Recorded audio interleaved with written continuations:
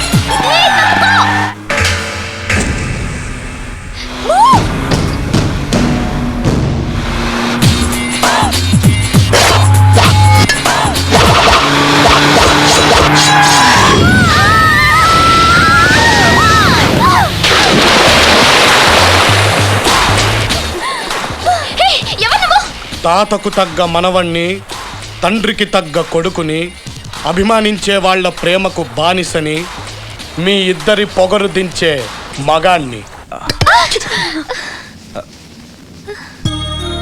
వీళ్ళిద్దరే సార్ మిమ్మల్ని గుద్దింది. మీ తల పొగరుతో లక్షణంగా ఉండే మనిషిని మంచం ఎక్కేలా చేశారు. ఈయన డిశ్చార్జ్ అయ్యే వరకు ఇక్కడే ఉండి కన్న తండ్రికి సేవలు చేసుకున్నట్టు చేసుకోండి. ఏయ్, మేమెవరో తెలుసా నీకు? భానుమతి దేవి కూతుళ్ళం. దారిని పోయి ఎవడికో దెబ్బలు తగిలితే మేం సేవలు చెయ్యాలా? ఎంత డబ్బు కావాలో చెప్పు, మొహాన్ని కొడతాం.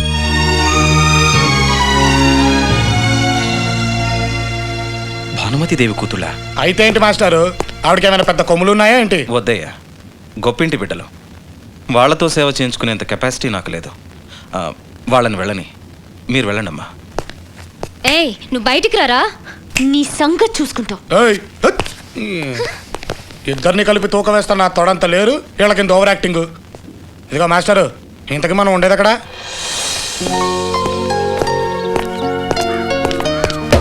అంటే అంటే అంటే ఆంటీ అక్కడ లేదయ్యా, ఇక్కడుంది. ఓహో, అర్థమైంది. తమరు నా టైప్ అనమాట. అంటే ఏకలవ్యుడు సార్. ఏకలవ్యుడా అంటే? ఆదరించేవాళ్ళు, అభిమానించేవాళ్ళు ఎవరూ లేని నాలాంటి ఏకాకిని ముద్దుగా ఏకలవ్యుడిని పిలుచుకోవడం నాకు అలవాటు సార్. సర్లేండి, నా పేరు కార్తిక్, ఎంబీఏ చదివాను. రండి. అది సార్ ఈ ఏకలవ్యుడు బయోడేటా. అబ్బా, నేను నీకు తోడు దొరికాను కదా, ఇంకా పేరు వదిలేయి. ఓకే, నేమ్ చేంజ్, తోకలవ్యుడు. అదిగో మళ్ళీ అదేంటి సార్? ఏ తోడు లేకుంటే ఏకలవ్యుడు, తోడుంటే తోకలవ్యుడు. అవును, హాల్ అంత ఏంటి ఆల్కహాల్ స్మెల్ వస్తుంది? ఓహో, అదా సంగతి. ఇంతకు మనం ఏం చేస్తుంటాం? బయట ఉన్న బోర్డు చూసావు కదా, అయితే మంది బ్లాక్ బోర్డులు అమ్మే వ్యాపారమా? చుట్టుపక్కల ఉన్న పిల్లలకి చదువు చెప్తుంటాను. అదే నాకు కాలక్షేపం, బ్రతుకు తెరువు. ఓకే మాస్టారు, ఈ రోజు నుంచి మీరు నాకు పెద్ద దిక్కు, నేను మీకు చిన్న దిక్కు.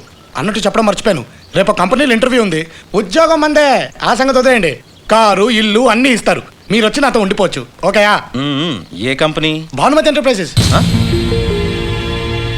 భానుమతి ఎంటర్ప్రైజెస్ లోనా? అయితే నువ్వు పని చేయవై. చెప్పండి మాస్టారు. ఆ ఉద్యోగం రాకపోయినా, వచ్చి ఊడిపోయినా, నువ్వు వచ్చి ఇక్కడ సెటిల్ అయిపో. మా గొప్పగా సెలవు ఇచ్చారు మాస్టారు, పడుకోండి. సెటిల్ అవ్వాలంటే ఇక్కడ